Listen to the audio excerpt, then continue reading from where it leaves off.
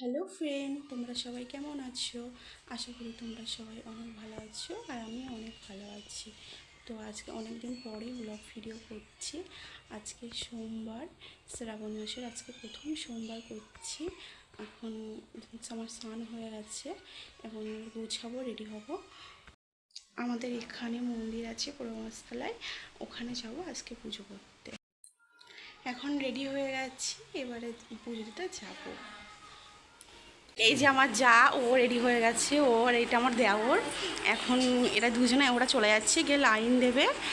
প্রচণ্ড ভিড় হয় তো, তাই জন্য দুজনে আগে চলে যাচ্ছে, গিয়ে লাইন দেবে। আমার যা দেওর ওরা দুজনে চলে গেছে।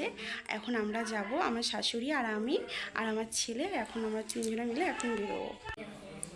আমরা চলে এসেছি আর আমার যা, দেওর, শাশুড়ি যাচ্ছে, আমি পিছনেতে আছি।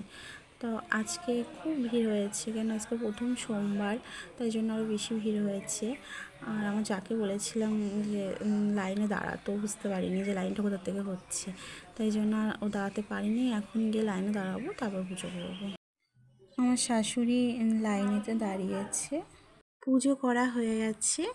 এখানে এসে এখন মোমবাতি ধরাচ্ছি। তোমাদের সাথে বাবার মাথায় যখন জল ঢেলছিলাম দেখানো হয়নি, কেন খুব ভিড় হয়েছে।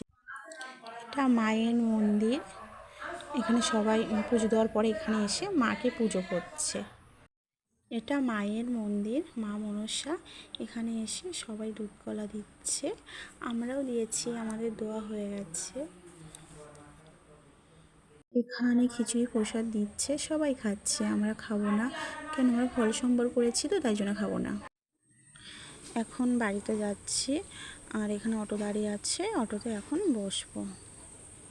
এখন ছাদে আসলাম জামা কাপড় তুলতে, আর আকাশে দেখো কি মেঘ করেছে, বৃষ্টি আসবে এক্ষুনি।